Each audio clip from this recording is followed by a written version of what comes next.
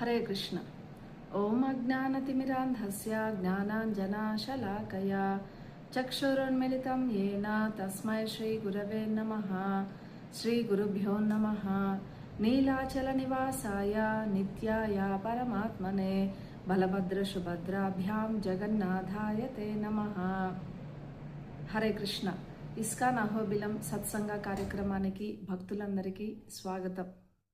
July 16న మనం అత్యంత పవిత్రమైన రథయాత్రని దర్శనం చేసుకోబోతున్నాం. ఈ రథయాత్రలో జగన్నాథుడు, బలదేవుడు, సుభద్ర వీరు ముగ్గురు కూడా వేరువేరు రథాల్లో గుండీచా మందిరానికి వెళ్తారు. ఇక్కడ శ్రీమందిరం అంటే ప్రజెంట్ జగన్నాథ స్వామి ఉన్న మందిరము, ఆ మందిరాన్ని నీలాచలము అంటారు. అలాగే గుండీచా మందిరాన్ని సుందరాచలం అంటారు. ఇంకొక పోలిక కూడా చెప్పబడిన శాస్త్రాల్లో ఏంటంటే, ఈ రథయాత్ర ఉద్దేశం ఏంటంటే శ్రీమందిరాన్ని ద్వారకగా భావిస్తూ అక్కడున్నటువంటి కృష్ణుణ్ణి, గుండీచా మందిరాన్ని బృందావనంగా భావిస్తూ ఈ ద్వారక నుంచి కృష్ణుణ్ణి రథంలో గోపికలు స్వయంగా లాగుతూ బృందావనానికి తీసుకెళ్లారు అనని చెప్తారనమాట. సో ఈ సందర్భంగా, ఇంత పవిత్రమైనటువంటి ఈ రథయాత్ర సందర్భంగా మనం జగన్నాథ స్వామి ఆవిర్భావం ఎలా జరిగింది, ఆ తర్వాత ఇంద్రద్యుమ్న మహారాజు ఆయన యొక్క పాత్ర ఏమిటి జగన్నాథ స్వామి ఆవిర్భావంలో, అలాగే ఆయనకి భగవంతుడు ఏ వరాలు ఇచ్చారు, ఈ మందిరాన్ని అంటే జగన్నాథ విగ్రహాలని ఎవరు ప్రతిష్ఠ చేశారు, ఇలాంటి ముఖ్యమైన విశేషాలన్నీ కూడా మనం ఈరోజు చర్చించుకోబోతున్నాం. దీని తర్వాత కూడా రథయాత్ర వరకు అంటే తిరిగి రిటర్న్ రథయాత్ర అంటారనమాట. ఆ రథయాత్ర అంటే 16 తర్వాత మళ్ళీ 9 రోజులు స్వామి ఉండి 9వ రోజు రిటర్న్ వస్తారు. అప్పటి వరకు కూడా మనం కొంతమంది భక్తులతో జగన్నాథ స్వామి చేసినటువంటి లీలలు, అలాగే స్వామి ఏ విధంగా భక్తులకి ఎంతగా సులభంగా ఆయన రెసిప్రోకేట్ అవుతారంటే ప్రతిస్పందిస్తారో మనం చర్చించుకోబోతున్నాము. సత్యయుగంలో ఇంద్రద్యుమ్న మహారాజు మాలవ భూభాగాన్ని పరిపాలించేవారు. ఆయన రాజధాని అవంతిపుర రాజ్యం అన్నమాట. అయితే ఈయన ప్రత్యేకత ఏంటంటే బ్రహ్మదేవుడి కుటుంబంలో ఈయన 25వ వాడు. అందుచేత సహజంగానే ఈయన గొప్ప కృష్ణ భక్తుడు. ఆ కారణం చేత ఆయనకు ఒకరోజు ఒక కోరిక కలిగిందనమాట. ఏంటంటే ఈ సృష్టిలోనే అత్యంత అందమైన కృష్ణుడి యొక్క విగ్రహాన్ని నేను దర్శించాలి. సో ఆ విగ్రహం ఎక్కడుంటుందో దాని వివరాలు ఎలా తెలుసుకోవాలి అనే కోరిక ఆయనలో రోజు రోజుకి పెరుగుతూ ఉంటే, ఒకరోజు మంత్రిని పిలిచి ఆయన ఈ వివరాలన్నీ నాకు కావాలి, మీరు ఎలాగైనా తెలుసుకోవాలని చెప్పారనమాట. అప్పుడు మంత్రి ఒక ఆలోచన చేసి ఆ రాజ్యం అంతటా కూడా దండోరా వేయించారు. ఎవరైతే ఈ యొక్క ప్రపంచంలోని తీర్థస్థానాలన్నీ దర్శనం చేసుకుంటారో అలాంటి తీర్థయాత్రికులు మహారాజు గారికి ఈ యొక్క అద్భుతమైనటువంటి అంటే అత్యంత సుందరమైనటువంటి విగ్రహం గురించిన వివరాలు తెలియచేయాలి అని చెప్పి, అప్పుడు ఒక తీర్థయాత్రికుడు వచ్చాడు మహారాజు గారి దగ్గరికి. ఆయన వచ్చి మహారాజు గారికి ప్రణామం చేసి ఆయన చెప్తున్నారు ఏంటంటే, నేను భగవంతుడి దయతో ఎన్నో తీర్థక్షేత్రాలన్నీ దర్శనం చేసుకున్నా, ఆల్మోస్ట్ అన్నీ చూసేశాను. అయితే ఉద్రదేశము అంటే ఉత్కళ దేశం, ఒరిస్సా అని కూడా అంటారు దీనిని, అప్పట్లో ఉద్రదేశం అంటారు. ఈ ఉద్రదేశానికి వెళ్ళినప్పుడు అక్కడ దక్షిణ సముద్ర తీరాన నీలాచల క్షేత్రం అని ఒక ప్రదేశం ఉంది. ఇదే పురుషోత్తమ క్షేత్రం. ఈ పురుషోత్తమ క్షేత్రం నుంచి మనం చూసినట్లయితే అడవుల మధ్యలో ఒక ఎత్తైన పర్వతం, నీలి పర్వతం ఉంది. ఆ పర్వతం చివరిలో అంటే ఆ పర్వతం టాప్లో ఒక పెద్ద మర్రి వృక్షం ఉంది. దీనినే కల్పవట అంటారు. ఈ కల్పవట వృక్షానికి పడమర వైపున రోహిణి కుండ ఉంది. ఈ రోహిణి కుండ ఎంత పవిత్రమైనదంటే ఎవరైనా ఈ జలాలలో స్నానం చేసి తర్వాత నీలమాధవుని దర్శనం చేసుకున్నట్లయితే వాళ్ళకి వెంటనే ముక్తి లభిస్తుంది అని చెప్తున్నారు ఈ తీర్థయాత్రికుడు.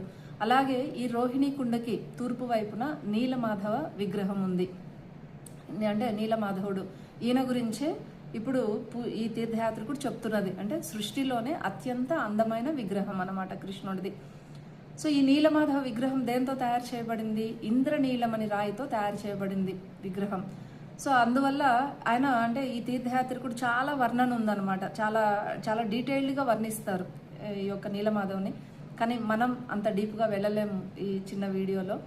కాబట్టి ఈ యొక్క నీలమాధవ మందిరానికి పడమర వైపున తిరిగి ఈ యొక్క శబర దీపక ఆశ్రమం అని చెప్తారనమాట. ఈ శబర దీపక్ ఎవరంటే ఒక అటవిక జాతి వారు ఈ యొక్క నీలమాధవుడిని పూజ చేస్తున్నారు ఈ భౌతిక ప్రపంచంలో. సో వారి గురించి కూడా ఆయన ఎక్స్ప్లెయిన్ చేసి వీలైనన్ని వివరాలన్నీ కూడా ఇంద్రద్యుమ్న మహారాజుకి తెలియజేశారు. సో అప్పుడు ఇంద్రద్యుమ్న మహారాజు చాలా సంతోషించారు. అయితే ఆ తీర్థయాత్రికుడు ఆ తర్వాత ఆయన అదృశ్యమైపోయారనమాట. ఇప్పుడు మంత్రిని అడిగారు తిరిగి, ఎలా నేను నీలమాధవుని దర్శనం చేసుకోవాలి. సో ఆ తీర్థయాత్రికుడు చెప్పిన వివరాల ప్రకారం ఇమ్మీడియట్గా మనం బయలుదేరాలి అని చెప్పారనమాట ఇంద్రద్యుమ్న మహారాజు. కానీ మంత్రి చెప్పారు, మహారాజా మీరు బయలుదేరడం అనేది ఈ రాజ్యానికి ఇబ్బంది కలిగిస్తుంది, అంటే రాజ్య పరిపాలనకి ఇబ్బంది కలిగిస్తుంది. కాబట్టి దీనికి ఒక ఉపాయంగా నా తమ్ముడైనటువంటి విద్యాపతిని నేను పంపిస్తాను. అంటే ఈ మంత్రి వారి తమ్ముడు కూడా స్వతహాగా బ్రాహ్మణులు, అలాగే గొప్ప కృష్ణ భక్తులు అనమాట. అందువల్ల ఆయన చెప్పాడు, విద్యాపతిని వెళ్ళి అక్కడ ఆ ప్రదేశాన్ని చూసి అక్కడ మీరు రావడానికి కావలసినటువంటి సౌకర్యాలన్నీ కూడా అరేంజ్ చేసి ఆయన తిరిగి వస్తాడు, అప్పుడు మనం వెళ్ళొచ్చు అని చెప్పారనమాట. సో రాజుకి ఆలోచన నచ్చింది, ఇది కరెక్టే కదా, వెంటనే బయలుదేరితే రాజ్య పరిపాలన ప్రజలు ఇబ్బంది పడతారు అని చెప్పి ఆయన విద్యాపతిని పంపించారనమాట.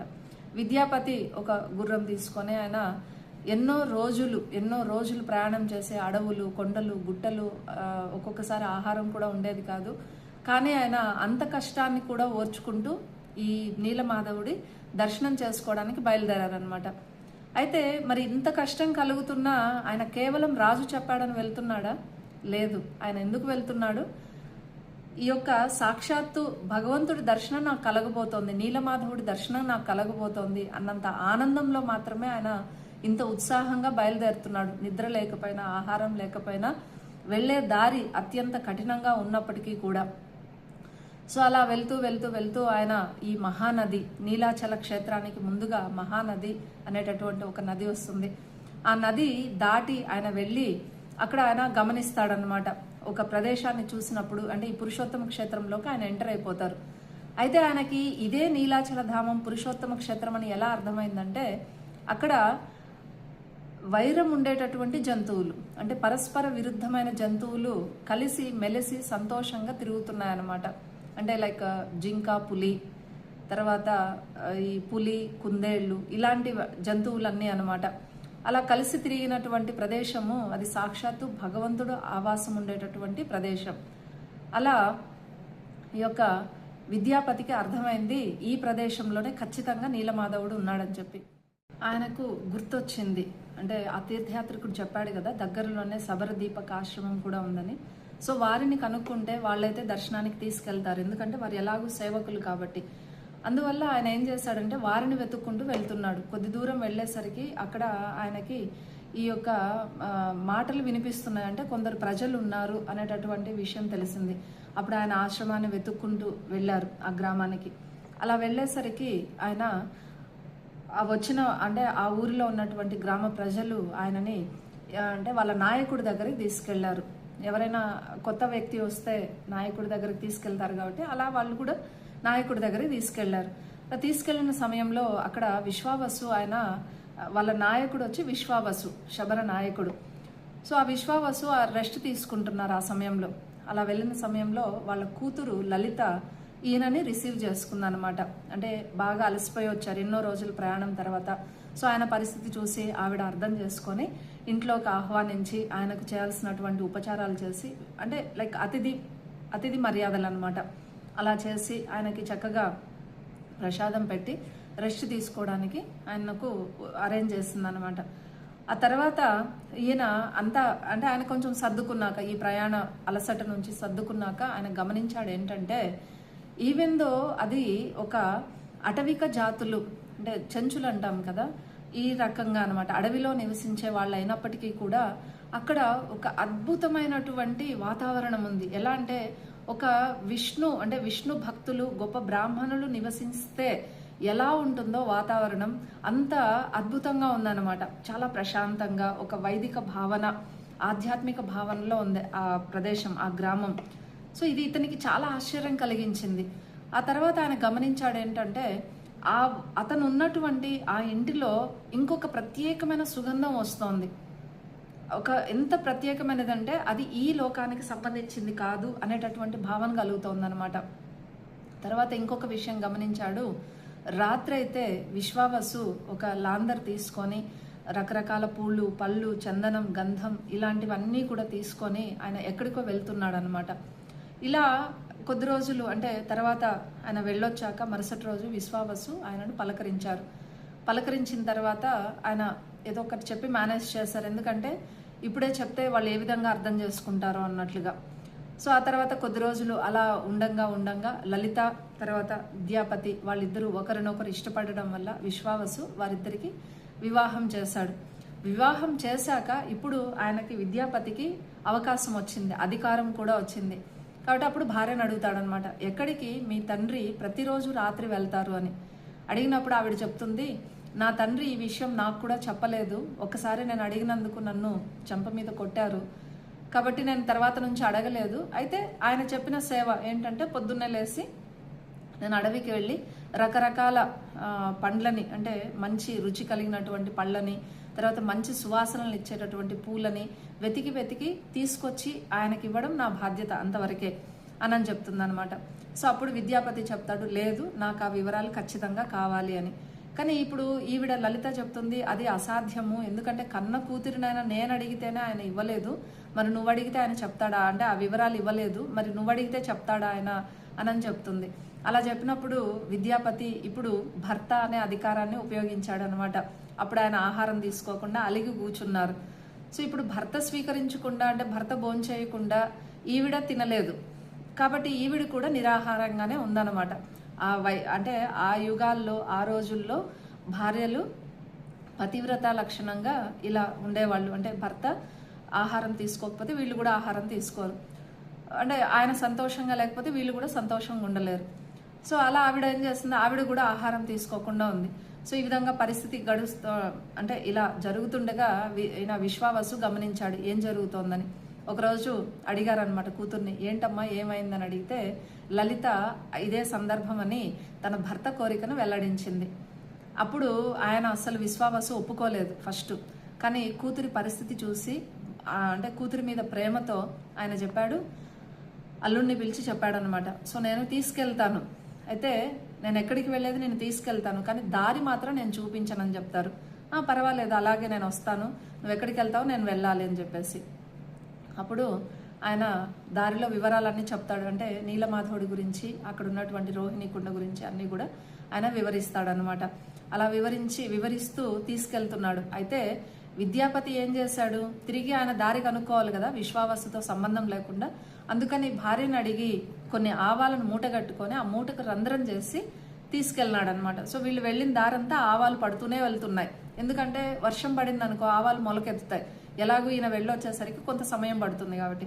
అలా వాళ్ళు వెళ్తూ ఉన్నారు. అయితే వాళ్ళు ఎప్పుడైతే ఈ నీలాచల పర్వత ప్రదేశాన్ని చేరుకున్నారో అక్కడ ఒక అద్భుతమైనటువంటి శబ్దాలు వినిపిస్తున్నాయి. ఎలాంటి శబ్దాలంటే పక్షుల కిలకిల రావాలే, కానీ అవి కూడా ఏదో ఒక ప్రత్యేక లోకంలో ఉన్నట్టుగా వినిపిస్తున్నాయి అన్నమాట. ఆ వాతావరణమే చాలా వింతగా ఉంది, చాలా ఆనందంగా ఉంది. అలా వీళ్ళు పర్వతాన్ని చివరికి చేరుకున్నారు. అక్కడికి చేరుకున్న తర్వాత ఈ వటవృక్షం కిందికి వెళ్ళి ఆయన కళ్ళగంతలు ఇప్పారు విశ్వావసు విద్యాపతికి. విప్పిన తర్వాత ఆయన, నువ్వు ఇక్కడే కూర్చో ఈ వటవృక్షం దగ్గరే, నేను వెళ్ళి పూజ పూర్తి చేసుకొని వస్తాను, తర్వాత నిన్ను తీసుకెళ్తాను అని చెప్తారు. సరే అని చెప్పి విద్యాపతి ఇక్కడ కూర్చున్నారు. విశ్వావసు వెళ్ళారు, ఆయన తెచ్చినటువంటి పూలు, పళ్ళు, చందనం, తర్వాత మిగతా పూజా ద్రవ్యాలన్నీ తీసుకొని ఆయన భగవంతుడి దగ్గరికి వెళ్ళిపోయి నీలమాధవ దగ్గరికి వెళ్ళారు. అయితే విద్యాపతి అక్కడ కూర్చోండగా ఒక విషయం గమనించారు. ఏంటంటే ఈ వటవృక్షపు కొమ్మ మీద నుంచి ఒక కాకి అనుకోకుండా ఆ రోహిణి కుండలో పడిపోయింది. ఇమ్మీడియట్గా ఆ కాకి చతుర్భుజ రూపం, అంటే విష్ణు దూతలాగా చతుర్భుజ రూపాన్ని పొంది అది వైకుంఠ లోకాలకు వెళ్ళిపోయింది అనమాట పుష్పక విమానంలో. సో అది చూసి ఈయనకి ఎంత అంటే ఆశ్చర్యము, ఆతృత కూడా కలిగింది. అంటే విశ్వావసు వివరించారు ఆల్రెడీ, అయితే ఆయన కళ్ళ ముందు ప్రత్యక్షంగా జరిగిందనమాట. అది చూసి చాలా ఆతృతతో ఆయనకి చాలా కోరిక కలిగిపోయింది. ఎందుకు ఈ జీవితం దేనికోసం? ముక్తి పొందడానికి. మరి ఇంత సులభంగా కళ్ళ ముందరే ముక్తి లభిస్తుందంటే ఎందుకు వదులుకోవాలి ఈ అవకాశాన్ని అని చెప్పి ఆయన ఈ యొక్క రోహిణి కుండలో దూకబోతున్నాడు, శరీర త్యాగం చేయాలని చెప్పి, నేను కూడా ముక్తి పొందాలనే కోరికతో. అప్పుడు ఆకాశవాణి చెప్పింది, ఓ విద్యాపతి, నువ్వు వచ్చిన కార్యం మర్చిపోయినావా? నువ్వు ఎందుకు వచ్చావు? నువ్వు ఇంద్రద్యుమ్న మహారాజు నీలమాధవుడి యొక్క చిరునామా వివరాలు తర్వాత ఇవన్నీ తెలుసుకోవడానికే కదా నువ్వు వచ్చావు. మరి నీ రాజు ఇచ్చినటువంటి ఆ కార్యాన్ని వదిలిపెట్టి నీ స్వార్థం నువ్వు చూసుకుంటావా అని చెప్పి ఆకాశవాణి హెచ్చరిస్తుంది అనమాట. అప్పుడు విద్యాపతి మళ్ళీ ఆయన కాన్షియస్నెస్లోకి వస్తారు, చైతన్యంలోకి వచ్చి, నిజమే కదా నేను వచ్చింది రాచకార్యం మీద, కాబట్టి నా బాధ్యతను నేను నిర్వర్తించాలని చెప్పి ఆయన తిరిగి ఆ వటవృక్షం కింద కూర్చున్నారు, కల్పవట కింద.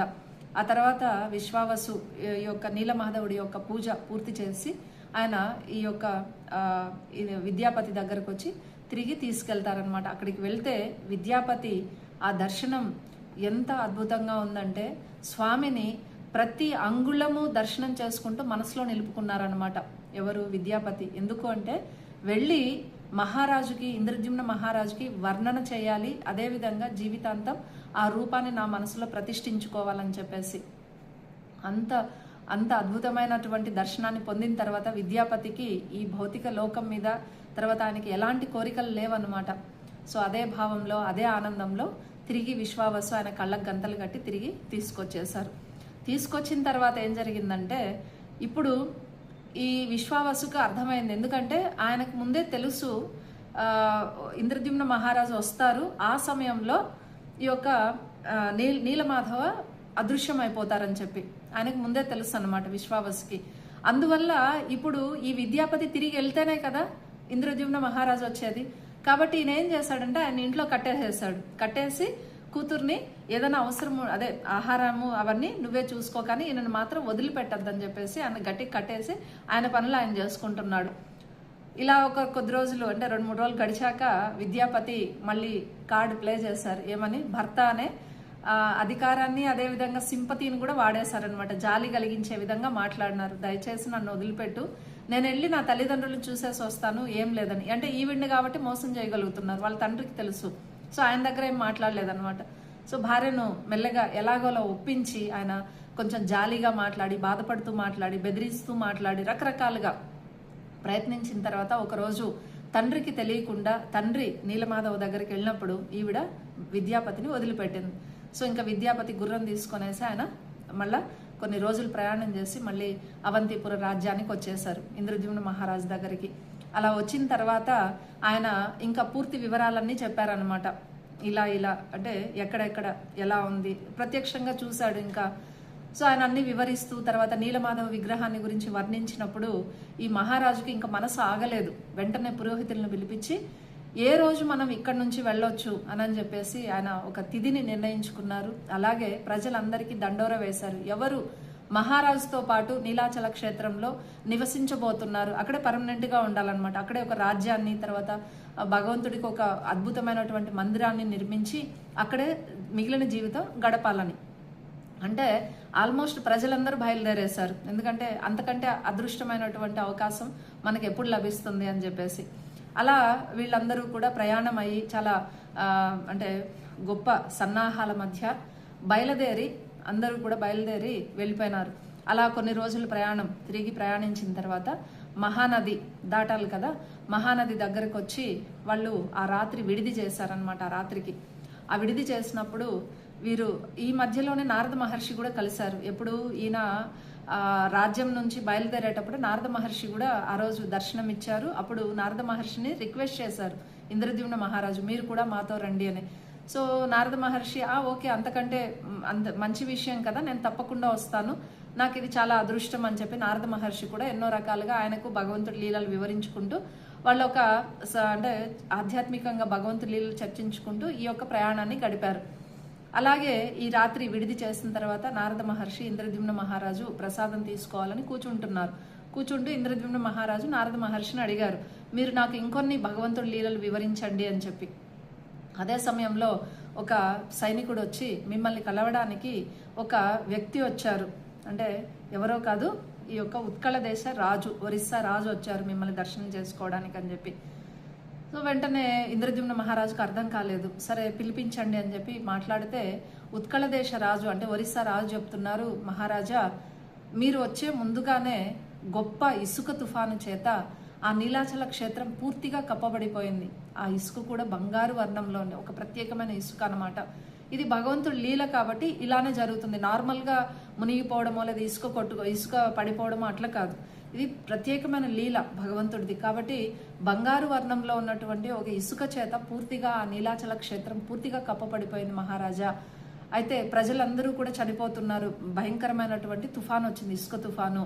అయితే ఇప్పుడు మీరు వచ్చారు కాబట్టి కొంచెం నెమ్మదించింది అని చెప్పి ఆయనకు వివరించి ఆయన వెళ్ళిపోయినారు. ఇది విని ఇంద్రద్యుమ్న మహారాజు మనస్సు ఆయనకి ఎలా అయిపోయిందంటే ఇంకా ఈ జీవితం వ్యర్థం, ఎందుకంటే నేను ఇంత దూరం వచ్చి భగవంతుడి దర్శనాన్ని కొంచెంలో మిస్ అయిపోయినాను నేను అని చెప్పి ఆయన ఏడుస్తూ స్పృహ కోల్పోయినారు. స్పృహ కోల్పోయి మళ్ళీ తిరిగి మెలకు వచ్చాక ఆయన అనుకున్నాడు, ఇంకా ఈ జీవితాన్ని నేను వదిలేస్తాను, ఇంకా అవసరం లేదు, భగవంతుడి నీలమాధవుడి దర్శనం నాకు దొరకలేదంటే నేను ఈ జీవితాన్ని వదిలేయాలని చెప్పేసి. అప్పుడు నారద మహర్షి ఆయన్ను రకరకాలుగా ఓదార్చారు. ఏంటంటే భగవంతుడు ఏది చేసినా ఆయన దాని వెనక ఒక కారణం ఉంటుంది. నువ్వు ఇంత గొప్ప భక్తుడివి కాబట్టి నీకు ఒక ప్రత్యేక దర్శనం ఇవ్వడానికే ఆయన ఈ విధంగా లీల చేస్తున్నారు అని చెప్పి చెప్పారనమాట. అయితే ఇక్కడ ఒక విషయం మనం చర్చించుకోవాలి. నీలమాధవుడు ఎందుకు అదృశ్యం అయిపోయినారు అంటే, ఈ యొక్క భగవంతుడు దీనికి ముందు ఒక లీల చెప్పారు. ఏంటంటే నీలమాధవుడిగా స్వామి బ్రహ్మ యొక్క 50 సంవత్సరాలు మాత్రం ఉంటారంట. ఆ తర్వాత బ్రహ్మ నెక్స్ట్ 50 సంవత్సరాల్లో ఆయన జగన్నాథ స్వామిగా దర్శనమిస్తారు.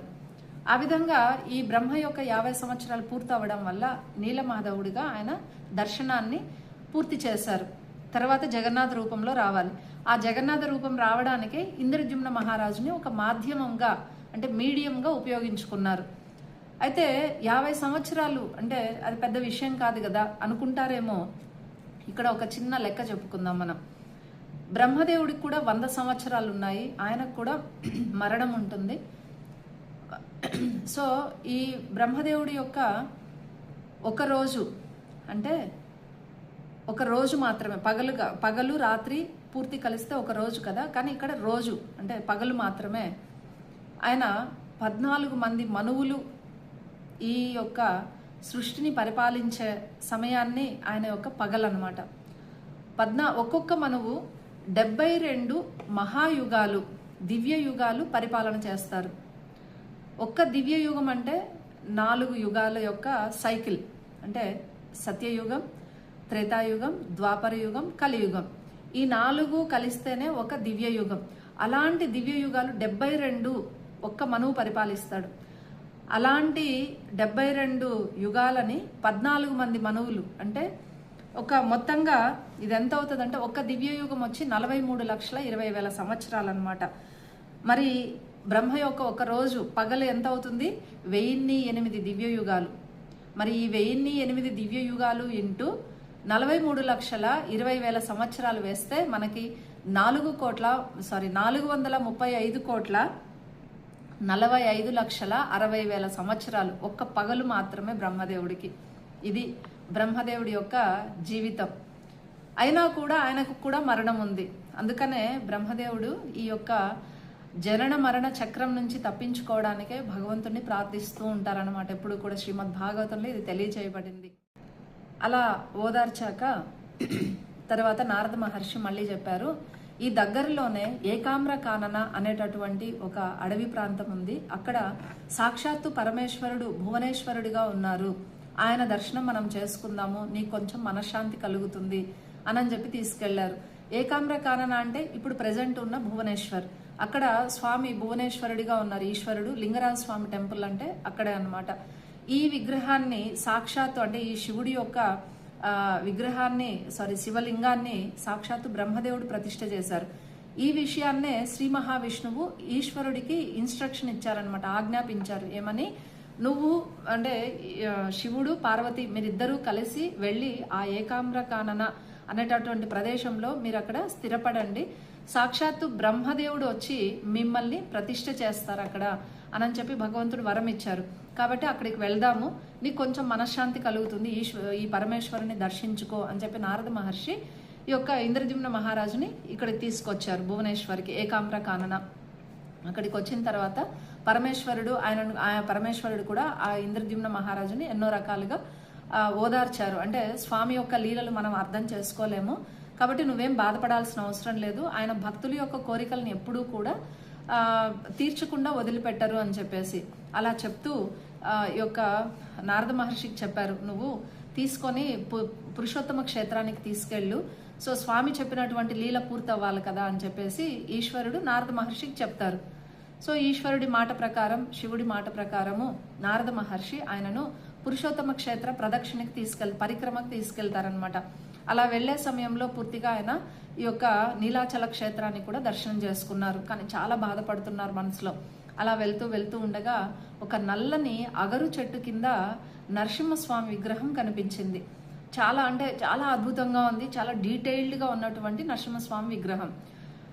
ఆ విగ్రహాన్ని దర్శనం చేసుకున్న తర్వాత నారద మహర్షి చెప్పారు, ఈ విగ్రహాన్ని ప్రతిష్ఠ చేసి దీని తర్వాత నువ్వు 1000 అశ్వమేధ యజ్ఞాలు చేసినట్లయితే శ్రీ మహావిష్ణువు అంటే కృష్ణుడిని నువ్వు సంతృప్తి పరుస్తావు, అప్పుడు మళ్ళీ ఆయనే నీకు దారి చూపిస్తారు, నీ కోరిక తీరే మార్గాన్ని ఆయనే చూపిస్తారు అని చెప్పేసి అప్పుడు ఇంద్రద్యుమ్న మహారాజు ఈ యొక్క నరసింహస్వామికి ఒక గొప్ప మందిరాన్ని నిర్మించి, అది ప్రజెంట్ ఎక్కడుందంటే గుండీచా మందిరానికి పక్కన ఉంటుంది అనమాట నరసింహస్వామి టెంపుల్. ఈ రోజుకి మనం దర్శనం చేసుకోవచ్చు. సో ఆ నరసింహస్వామి మందిరాన్ని ప్రతిష్ఠ చేసి అక్కడే ఆయన ఈ యొక్క 1000 అశ్వమేధ యాగాలు చేయడానికి అంత ఏర్పాట్లు చేశారు. ఆ అశ్వమేధ యాగం అంటే ఆ 1000 అశ్వమేధ యజ్ఞాలు ఎంత గొప్పగా ఉన్నాయంటే ఆ పక్కన ఇంద్రద్యుమ్న సరోవరం అని ఉందన్నమాట. ఆ ఇంద్రద్యుమ్న సరోవరం ఎలా ఏర్పడిందంటే ఆ మహారాజు ఆయన కొన్ని లక్షల ఆవుల్ని దానం చేశారు. ఆ ఆవులు నడవడం వల్ల, అవి అక్కడ ఉండడం వల్ల ఏర్పడినటువంటి ఆ కుండే ఆ ఇంద్రద్యుమ్న సరోవరం. అంత గొప్పగా చేశారు ఆ యజ్ఞాలన్నింటినీ కూడా.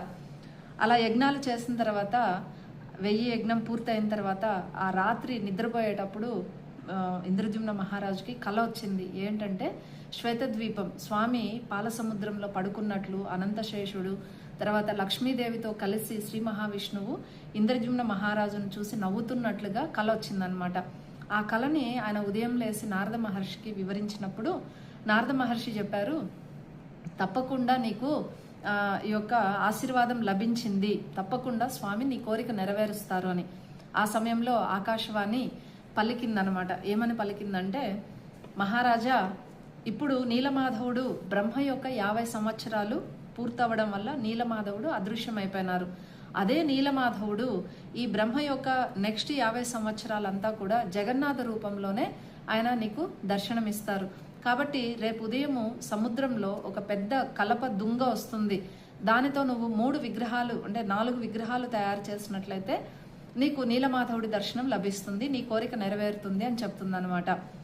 సో దీని గురించి నారద మహర్షి చెప్పారు, శ్రీ మహావిష్ణువు యొక్క రోమాలు అంటే మన ఒళ్ళు మీద ఉన్నటువంటి వెంట్రుకలు అవి ఈ యొక్క బ్రహ్మరూప అనేటటువంటి చెట్టుగా తయారయ్యాయి, దానికి సంబంధించినటువంటి కలపే ఈ సముద్రంలో వస్తుంది. కాబట్టి ఆ కలప దుంగను తీసుకొని వచ్చి మీరు విగ్రహాలను తయారు చేయించండి అని చెప్పేసి.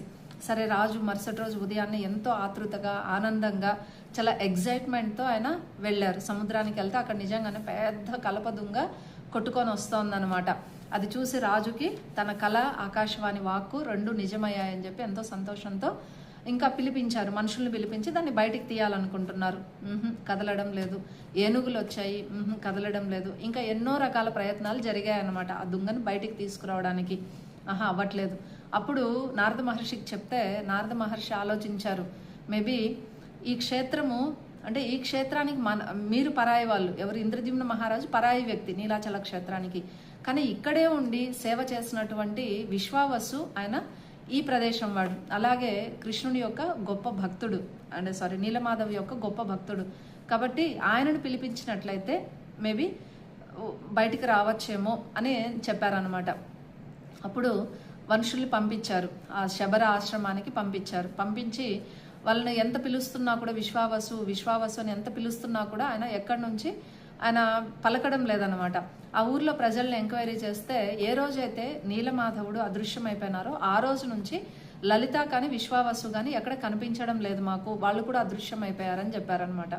సో ఇదే విషయాన్ని ఇక్కడికి తీసుకొచ్చి ఇంద్రజిమ్న మహారాజుకి చెప్తే ఇంద్రజిమ్న మహారాజు నారదుల వారికి తెలియజేశారు. సో అప్పుడు నారద మహర్షి చెప్పారు, మీరు మామూలుగా పిలవకూడదు ఆయన్ని, విశ్వావసు నీలమాధవ్ తిరిగి వచ్చారు తొందరగా రా అని పిలిస్తేనే అప్పుడు ఆయన వస్తారు అని చెప్పారనమాట. అప్పుడు సైనికులు వెళ్ళి నిజంగానే అలాగే పిలిచేటప్పటికి నీలమాధవ్ వచ్చేసారు, విశ్వావసు రా రా అని పిలిస్తే అప్పుడు విశ్వావసు లలిత ఇద్దరు బయటకు వచ్చారనమాట. వాళ్ళు ఎలా ఉన్నారంటే ఎముకలు గూడైపోయారు పూర్తిగా. భగవంతుడి యొక్క అంటే భగవంతుడు అదృశ్యమైపోయినారనే బాధతో వాళ్ళు ఆహారము నీళ్లు మానేసి ఎముకలు గూడులాగా తయారైనారనమాట. అప్పుడు అది వినేసి విశ్వావసుకు ఎక్కడి నుంచి శక్తి వచ్చిందో, నా బిడ్డ వచ్చేసాడు అంటే ఆయనకి వాత్సల్య ప్రేమ అనమాట నీలమాధవుడి మీద. ఆ ఆనందంలో ఆయన లలిత విశ్వావసు ఇద్దరు కూడా సముద్రపు ఒడ్డుకు వచ్చేసారు. వస్తే మహారాజు చెప్పారు, చూడు నీ నీలమాధవుడు ఈ యొక్క దుంగ రూపంలో, పెద్ద కర్ర దుంగ రూపంలో వచ్చారు, ఆయన వెళ్ళిపోతుంటే మేమే చైన్లు వేసి కట్టి పెట్టాము, ఆయన తీసుకొని రా ఇక్కడికి తీసుకొచ్చేసే ఒడ్డుకు అని చెప్తారనమాట. చాలా సులభంగా విశ్వావసు అందరూ చూసి అనుకుంటారు, ఎందుకంటే ఎముకల గూడు అంత పెద్ద దుంగని ఏనుగులే లాక్కొని రాలేకపోతే ఈయన ఏం చేస్తాడని. కానీ ఈయన సముద్రంలోకి వెళ్ళారు చాలా సులభంగా, అంటే ఏదో ఒక పేపర్ని ఎత్తినట్టు లేదా సన్న కర్ర పులను పట్టుకున్నట్లు తీసుకొనేసి ఆయన నేరుగా ఒడ్డు మీదకి తీసుకొచ్చి ఆయన నేరుగా ఎక్కడికి తీసుకెళ్లారు, ఇప్పుడు ప్రెజెంట్ గుండీచా మందిరం ఉంది కదా అక్కడికి తీసుకెళ్లారనమాట. అక్కడికి తీసుకెళ్లి ఆయన అక్కడ పెట్టేసి భగవంతుణ్ణి ప్రార్థిస్తూ ఆయన శరీరం వదిలిపెట్టేశారు. సో కర్రదుంగ వచ్చేసింది. అయితే ఇప్పుడు ఈ కర్రదుంగ నుంచి విగ్రహాలు ఎలా తయారు చేయాలి, దీని గురించి ఆలోచిస్తూ రాజు కొంతమంది శిల్పుల్ని పిలిపించి ప్రయత్నించారు. అయితే వాళ్ళ ఉలే విరిగిపోతుంది తప్పించి ఆ కర్రదుంగ మీద ఒక చిన్న మార్కు కూడా పడడం లేదనమాట. అప్పుడు ఇంకా నారద మహర్షి చెప్పారు, కొద్ది రోజులు వెయిట్ చేయి, ఒక శిల్పి వస్తారు, ఆయనే ఈ విగ్రహాలను తయారు చేయగలరు అని చెప్పేసి. ఆ తర్వాత ఈ యొక్క ఒక వృద్ధ బ్రాహ్మణుడు, ఆయన పేరు అనంత మహారాణా, ఆ వృద్ధ బ్రాహ్మణుడు వచ్చి నేను ఈ విగ్రహాలు తయారు చేస్తానని చెప్తారు. వీళ్ళకి ఇంద్రజిమ్న మహారాజు, గుండీచా మహారాణి వాళ్ళకి అర్థం కాదు, చాలా వయసు అయిపోయిన ఆయన, అందులోనూ బ్రాహ్మణుడు. మామూలుగా ఈ యొక్క చెక్క పని, వడ్రంగి పని అనేది శూద్రులు చేస్తారు, కానీ ఈయన బ్రాహ్మణుడు, పైపెచ్చు వృద్ధుడు. మరి ఈయన ఎలా అని ఆలోచిస్తూ, సరే భగవంతుడి విగ్రహాలు కావాలి, మనం ఎన్నో ప్రయత్నాలు చేసాం కానీ దాంట్లో సక్సెస్ కాలేకపోయినాం కాబట్టి అని చెప్పి ఆయన్ని ఒప్పుకున్నారనమాట. అయితే ఆ బ్రాహ్మణుడు చెప్పారు, ఆ పెద్ద ఆయన, నావి కొన్ని కండిషన్లు ఉన్నాయి. ఏంటంటే 21 రోజుల పాటు ఎవరే కానీ నన్ను డిస్టర్బ్ చేయకూడదు, లోపలికి వచ్చి చూసేది, డోర్ తీసేది అవి చేయకూడదు, నాకు కావలసినటువంటి ఆహార పదార్థాలు నీళ్లు కూడా లోపలే ఉంచేసేయండి, 21 రోజుల తర్వాత నేనే బయటకు వస్తానని చెప్తాడు. సరే అని చెప్పేసి వీళ్ళు అన్నీ అరేంజ్ చేసేసి వీళ్ళు ఆ డోర్ దగ్గరే కూర్చున్నారు, భజనలు చేస్తూ, తర్వాత భగవంతుడి కథ చర్చించుకుంటూ వాళ్ళ కాలం అక్కడే గడుపుతున్నారనమాట. ఆ యొక్క గది ఎక్కడైతే భగవంతుడి విగ్రహాలు తయారవుతున్నాయో ఆ గది ముందరే కూర్చొని వీళ్ళు ఈ యొక్క చర్చలు చేసుకుంటూ ఉన్నారు.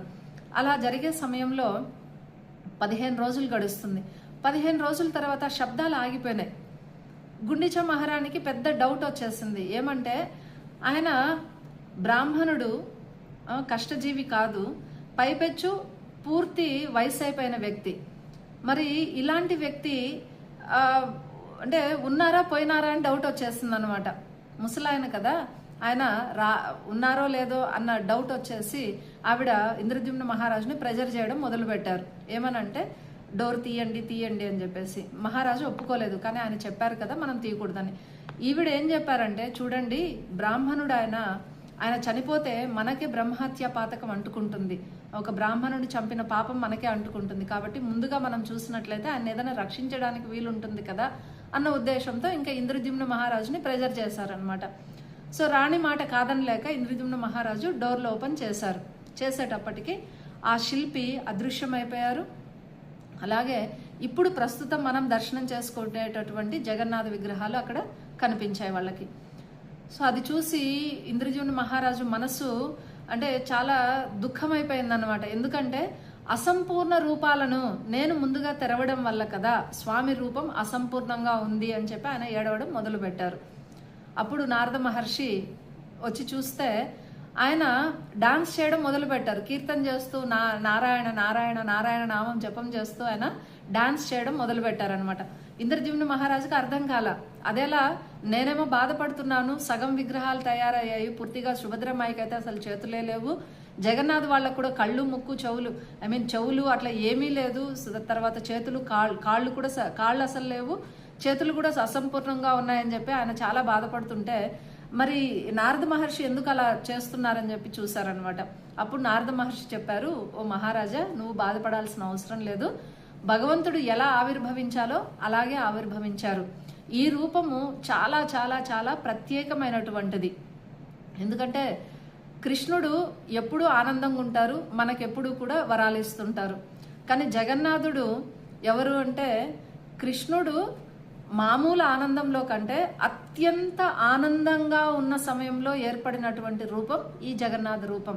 కాబట్టి ఈయన పరమ దయాళువు అని చెప్పి దానికి సంబంధించిన లీలని మళ్ళీ ఇంద్రద్యుమ్న మహారాజుకి వివరిస్తున్నారనమాట. ఇది ద్వాపర యుగంలో జరిగింది. సో ఇక్కడ మీకు ఒక డౌట్ వస్తుందేమో కదా, మొదట్లో ఏమో ఇంద్రద్యుమ్న మహారాజు సత్యయుగం అన్నారు, ఇప్పుడేమో ద్వాపర యుగానికి అంటున్నారు. సత్యయుగం తర్వాత యుగాల్లో వచ్చేది ద్వాపర యుగం. మరి ఎలా అంటే మనం ఇందాకే చెప్పుకున్నాం కదా, సెట్ ఆఫ్ యుగ అంటే 4 యుగాలు ఒక సెట్, ఇవి సైకిల్స్ మాదిరి రిపీట్ అవుతూనే ఉంటాయి అనమాట. ఇప్పుడు కలియుగం నడుస్తోంది మనకి, దీని తర్వాత వచ్చేది మళ్ళీ సత్యయుగం, అలా సైకిల్ రిపీట్ అవుతుంది.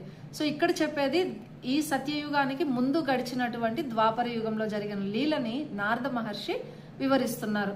ఏంటంటే ఒకసారి ఈ యొక్క రాణులందరూ కూడా కలుసుకున్నారంట. ఏమంటే మనము ఎంత బాగా చూసుకున్నా కృష్ణుణ్ణి ఎన్ని రకాలుగా ఆయన సంతోష పెట్టాలని ప్రయత్నించినా సంతృప్తి పరిచినా ఆయన మాత్రము రాత్రిల్లో కలవరిస్తున్నారంట. ఏమని? బృందావనాన్ని, రాధారాణిని, గోపికల్ని కలవరిస్తూనే ఉన్నారు. ఇది వాళ్ళకు కొంచెం బాధ అనిపిస్తోంది. తర్వాత ఒక క్యూరియాసిటీ కూడా వచ్చింది. అంటే అంతగా ఏముంది బృందావనంలో, అది ఎప్పుడో చిన్న 10 ఏళ్ల వయసు ఉన్నప్పుడే ఆయన బృందావనాన్ని వదిలేశారు. కానీ ఇప్పటికే ఆయన మనసులో బృందావనం ఎందుకంత ప్రత్యేకంగా ఉంది, అదేవిధంగా గోపికల పట్ల, రాధారాణి పట్ల ఆయన ప్రేమ ఎందుకు తగ్గలేదు అని చెప్పి వీళ్ళందరికీ ఆశ్చర్యం వేస్తుంది అనమాట. అయితే ఈ విశేషాలన్నీ తెలుసుకుంటే మనం కూడా ఆయన్ని ఆ ప్రకారం ఏమన్నా సంతృప్తి పరచగలమేమో అన్న ఉద్దేశంతో వాళ్ళు ఆలోచించారు, మనకు ఎవరు ఈ కృష్ణుడి బాల్యలీలని వివరించగలరు అని చెప్పి.